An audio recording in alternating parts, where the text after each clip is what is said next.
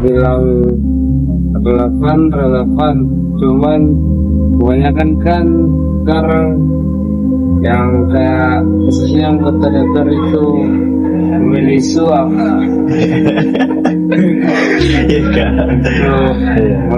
untuk memajukan dia. Bilang kurang efektif lah untuk sila keempat sekarang karena suara bisa didengar. Kerakyatan yang dipimpin oleh tim kebijaksanaan dalam permusyawaratan perwakilan di sebenarnya dalam kehidupan sehari-hari, kalau menurut saya pribadi dianggap relevan atau tidak. Kalau saya masih ada yang relevan, ada juga yang tidak, begitu saja intinya. Karena kalau dibilang tidak relevan, salah juga. Kalau dibilang relevan sekali, tidak juga. Karena di lapangan seperti itu. Itu saja. Apa lagi?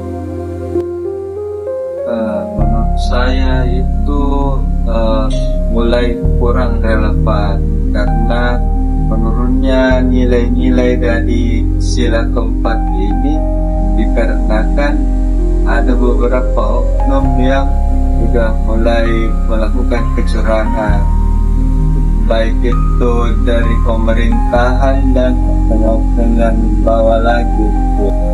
Karena kan kerakyatan yang dipimpin kebijaksanaan memang ada keterampilan juga loh. Cuma praktik-praktiknya itu cuman sesuai dengan sila mestinya kan ada hikmat. Hikmat itu satu hal yang harus kita makna bahwa di situ tidak boleh ada kekurangan, tidak boleh cawe apa segala. Lalu kemudian para wakil kita di rakyat ini sesungguhnya mestinya kan dia harus berpihak kepada wakil yang diwakili rakyat toh. Selama ini kan orang-orang yang ada di daerah itu lebih banyak kepentingan mereka, kelompoknya, dan tidak Sama yang baru-baru ini. Baru-baru ini kan seperti itu yang baru-baru ini kan jadi coba dia joget apa segala. Rakyat itu menderita kan semasa mestinya itu rakyat itu harus dipikirkan. Kalau menyelewengnya tentang kritik yang pasti sedikit tentang prestasi secara politik. Pancasila kan tidak terlalu pokoknya menyeleweng dari yang kalau saya kayak tidak sesuai dengan jalannya itu ketika masyarakat tidak bisa karena memang kan pimpinan itu kan semua dari rakyat, kita yang hati semua. Dan sesungguhnya juga siapapun pemimpinnya, dia hanya manusia harus mendengarkan dengan rakyat, dia tahu kalau kesal rakyat bagaimana Cuma kan kebanyakan sekarang oknum-oknum banyak yang tidak dengan rakyat toh. Jadi kita tidak bisa langsung beranggapan begini, otomatis kan ada oknum-oknumnya. Tapi kan pemimpinnya juga tidak bisa disalahkan. Itu pemimpin sebenarnya seperti apa yang dimaksud, maka itu yang dari presidennya apa langsung atau pemimpin daerah. Karena kan kalau misalkan dari presiden langsung itu sudah ada amanah yang sudah dianut, tapi tergantung dari pihak-pihak daerah masing-masing apakah tertata memang struktur anunya atau kalau menurut saya karena kebanyakan itu deh, apalagi kayak ini dari kampung merasakan betul-betul dampaknya nih. Ada keluar loh yang dari pemerintah itu langsung dari presiden ada kemudahan langsung, tapi dari daerah ada juga yang tidak pernah merasakan itu. Tidak bisa kita gampang karena biasa dari pemerintah, makanya kan sebagian dari oknum-oknum itu kan ada yang jadi kita tidak bisa juga langsung kritik. Padahal kan kita tidak tahu jalannya itu anunya bagaimana. Presidennya itu siapapun presidennya, kalau di mata masyarakat dia senang tidak tetap kalah. Jadi yang perlu dibenahi kan yang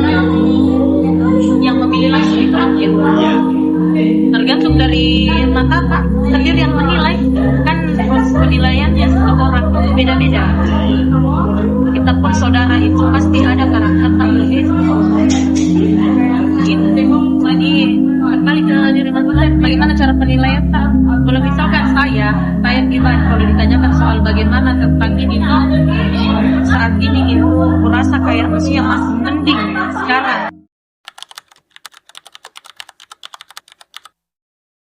Menurut saya itu saran yang untuk bisa membangun kembali nilai-nilai itu ya perubahan sistem yang dimana sistem pemilihan umum sekarang sistem coblos mencoblos itu kurang transparansi lagi. Yang kedua pengamanannya yang kurang ketat.